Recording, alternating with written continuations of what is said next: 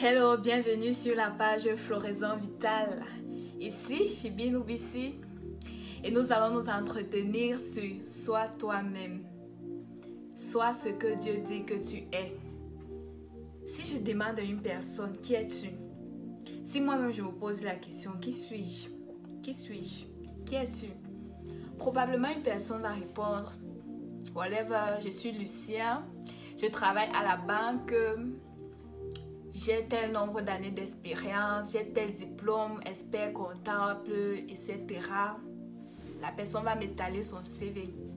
Maintenant, qu'en est-il si la personne perd son boulot?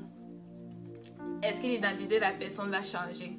Qu'en est-il si la personne perd par exemple son diplôme et qu'on dise qu'il n'y a pas possibilité de faire le duplicata du diplôme? Est-ce que son identité va changer à ce moment? Maintenant donc, je prends un autre exemple. Tu es un étudiant, tu n'as pas pu terminer les études pour plusieurs raisons. Ça peut être cas de maladie ou alors cas de faute de moyens suffisants ou plusieurs autres cas. Est-ce que tu deviens un nobody parce que tu n'as pas pu obtenir un diplôme?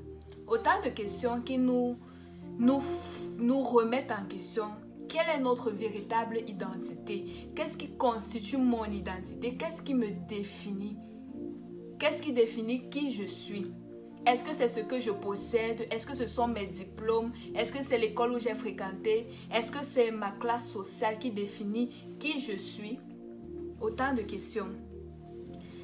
Ça nous fait nous remettre en question et nous faire voir, autant que pour les voitures ou pour d'autres appareils, les concepteurs, les fabricants de voitures conçoivent les voitures pour un objectif précis, pour des fonctionnalités précises, avec des capacités précises. C'est la même chose pour nous, les humains, nous les chrétiens. Nous sommes conçus par Dieu pour faire des choses précises, pour un but précis. Qu'est-ce que Dieu dit de nous? Qu'est-ce que le Seigneur dit de nous? C'est cela qui constitue notre identité. David le dit dans Psaume 139 à partir du verset 13. C'est toi qui m'as formé, qui m'as tissé depuis le sein de ma mère. Je te loue de ce que je suis une créature si merveilleuse. Tes œuvres sont admirables et mon âme le reconnaît bien. Mon corps n'était point caché devant toi lorsque j'étais fait dans un lieu secret, tissé dans les profondeurs de la terre. Quand je n'étais qu'une masse informe, tes yeux me voyaient et dans ton livre étaient inscrits tous les jours qui m'étaient destinés. Dans ce passage, nous voyons que nous tous, nous sommes des créatures si merveilleuses. Est-ce que tu peux dire avec moi, je suis une créature si merveilleuse? Ça veut dire que quoi? Je suis spécial. Toi qui m'écoutes, tu es spécial. Tu n'as pas de duplicata, tu n'as pas de photocopie. Tu es unique, tu es extraordinaire. Ça veut dire que quoi? Précisément, ça veut dire que si tu pars par exemple chercher un boulot, tu fais une interview et que ces personnes-là ne te prennent pas le jour là, ça ne veut pas dire que tu es bête, que tu n'es pas intelligent. D'ailleurs, la parole de Dieu nous dit que la crainte de Dieu est le commencement de la sagesse. Ça veut encore dire de Dieu que ces personnes n'ont pas eu la grâce de voir en toi la perle rare que tu es, de découvrir le plein potentiel que tu as. Et ça veut dire encore que pour les prochaines fois, tu dois prier Dieu que Seigneur, accorde la grâce afin que ces personnes-là puissent détecter le potentiel que tu as mis en moi, que ça soit clairement visible à leurs yeux. Vous voyez un peu de quoi il s'agit.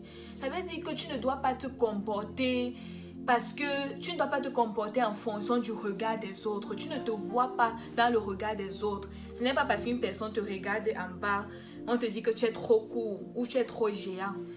Non, tu fais comme le pasteur Marcelo, il pouvait dire que si une personne me dit que je suis court, oui, je vais dire que ça c'est mon utilité parce que si quelque chose tombe au sol, moi je ramasse cela plus facilement. Par rapport à la personne qui est plus géant, la personne peut m'aider à récupérer un truc qui est en haut plus facilement. Chacun a sa fonction, chacun a son utilité, chacun a sa spécialité, chacun est unique. Si on te dit que tu es laid, tu dis que non, moi je sais que je suis une belle créature. Tu te regardes, tu dis que je suis une belle créature. Toi-même tu ne vois pas. Toi-même tu ne confirmes pas. Je suis spéciale, je suis unique. Voilà. Donc regarde-toi comme Dieu te voit. Dieu te voit comme une personne unique, comme une personne extraordinaire, comme une personne... Tu es spécial. C'est ça qui fait toi en fait. Faute de temps, nous allons continuer dans la vidéo suivante. Les autres points qui constituent ton identité en Christ. Sois béni. Ciao.